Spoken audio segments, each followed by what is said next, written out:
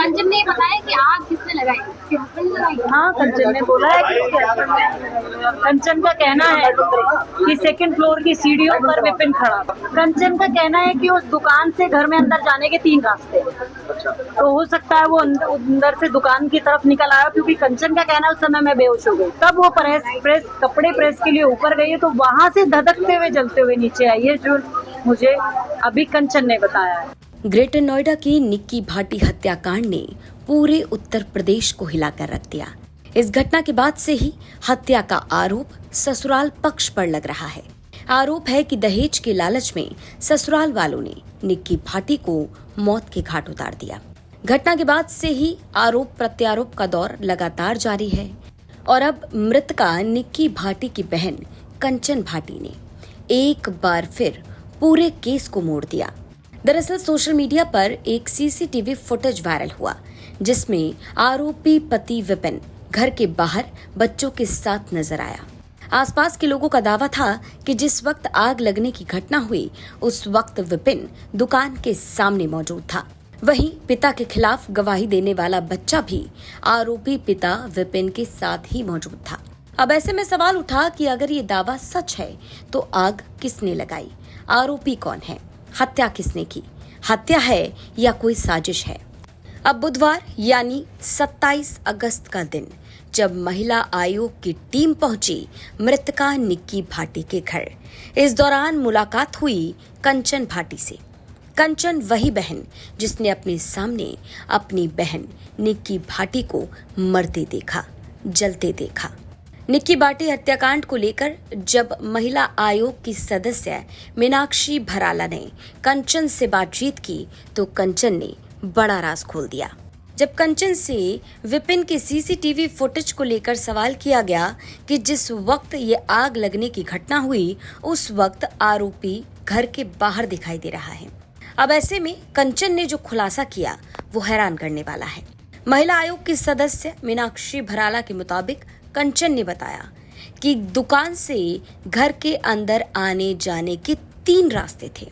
अब दावा ये कि इस घटना को अंजाम देने के बाद आरोपी किस रास्ते से बाहर गया वो कंचन नहीं जानती, क्योंकि वो बेहोश हो चुकी थी। कंचन का दावा है कि जिस वक्त आग लगी, उस वक्त सेकंड फ्लोर की सीढ़ियों पर विपिन खड़ा था। कंचन से भी बात हुई, उनकी मम्मी से भी बात हुई है। उन लोगों का यही कहना है कि हम लोगों को इंसाफ चाहिए और जल्द से जल्द चाहिए, क्योंकि इतनी बड़ी घटना हुई है। कंचन ने तो रोते हुए एक बात और कही कि कोई और निक्की ना हो। अब इस समाज में दोबारा, इस देश में दोबारा, इस प्रदेश में दोबारा, इस पे हमें ज्यादा काम करने की जरूरत है। वही उससे मैंने जब पूछा कि इतनी बड़ी जब फरवरी में घटना हुई, उसके बाद आप लोग गए, तो उसका कहना था समाज का डर, समाज ने भेजा। अगर एक दिन पहले इनके साथ मारपिटाई अभी भी हुई थी 20 तारीख को, तब भी मैंने पूछा कि 20 तारीख को तुम्हारे साथ मारपीट कंचन के साथ भी हुई थी और निक्की के साथ भी, तो तुम लोगों ने पुलिस ने बुलाया। तो वही एक उनका रीजन है उनके पास कि समाज का डर, और समाज के डर से हम लोगों ने कुछ नहीं कहा, हम चुप करके वहाँ रहते। मैं उस दिन महिला आयोग उस दिन का सिनेरियो क्या बताया कंचन, जब आपकी पूरी बात हुई थी? उस दिन वही था, आम रूटीन था। कंचन की तबीयत खराब थी, निक्की ने नींबू पानी बना के दिया, उसी तरीके से दिनचर्या चल रही थी। अपने बच्चे का होमवर्क कराया निक्की ने। तब वो कपड़े प्रेस के लिए ऊपर गई है, तो वहां से धधकते हुए जलते हुए नीचे आई है, जो मुझे अभी कंचन ने बताया है। कंचन ने बताया कि आग किसने लगाई, उसके हस्बैंड ने लगाई। हाँ, कंचन ने बोला है कि उसके हस्बैंड ने। कंचन का कहना है कि सेकंड फ्लोर की सीढ़ियों पर विपिन खड़ा था। मैम, सवाल ये है कि मामले में चूंकि महिला आयोग खुद पहुंचा है, चार्जशीट कब तक हो जाएगी? क्योंकि अगर त्वरित चार्जशीट होगी तभी अदालत में जो है वो न्याय जल्दी मिलेगा।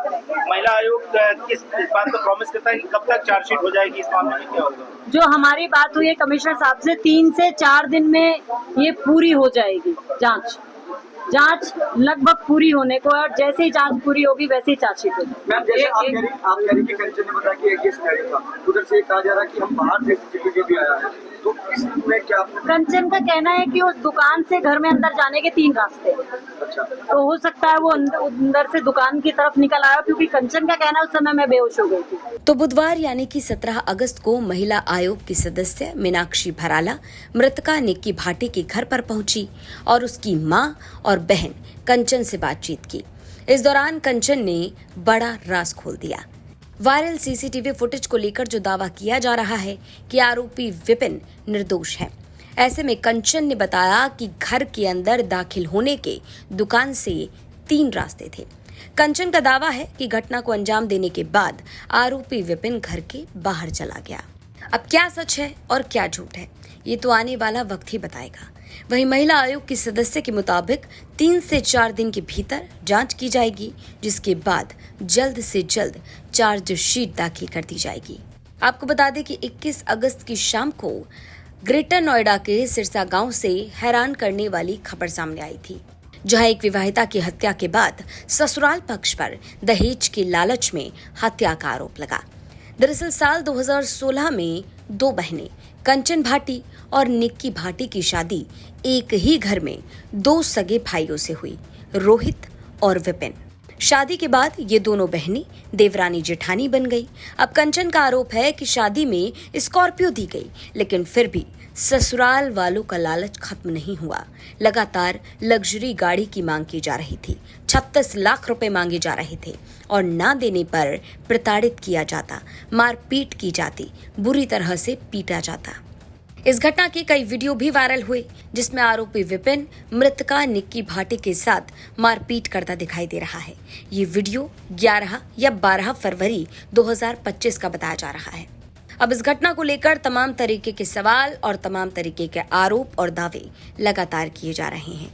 वहीं महिला आयोग की सदस्य के मुताबिक जल्द ही इस मामले में चार्जशीट दाखिल कर दी जाएगी। लेकिन सवाल ये कि जिस वक्त आग लगने की घटना हुई, क्या आरोपी विपिन घर पर मौजूद था? कंचन ने सीसीटीवी फुटेज को लेकर जो दावा किया है, क्या वो सच है और नहीं तो सच क्या है? ग्रेटर नोएडा से अरुण त्यागी के साथ ब्यूरो रिपोर्ट यूपी तक। कुछ लड़कियां मुंह मारती, ये एक लाइन है जिस पर सबसे ज्यादा विवाद हुआ। बिल्कुल। आप अभी भी स्टैंड करते हैं कि ये लाइन जो आपने बोली इसमें कुछ गलत नहीं है? अब कुछ लड़कियां निकल के आ गई सामने कि शादी के पहले टेस्ट ड्राइव कर लो, ये उन्हीं के लिए था।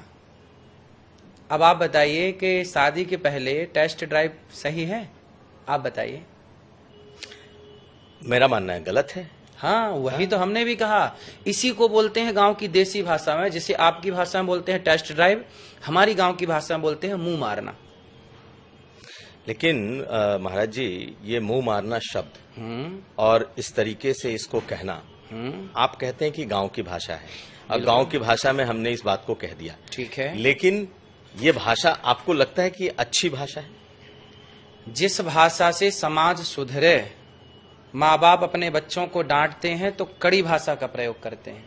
भगवान श्री कृष्ण ने अर्जुन को गीता सुनाई तो कड़ी भाषा से कहा, तू नपुंसक बन रहा है। देखो, नपुंसक शब्द का प्रयोग किया अर्जुन के लिए गीता में, डांटने के लिए कि तू क्यों मैदान छोड़ के भाग रहा है, क्यों नहीं युद्ध कर रहा है, तू नपुंसक है क्या?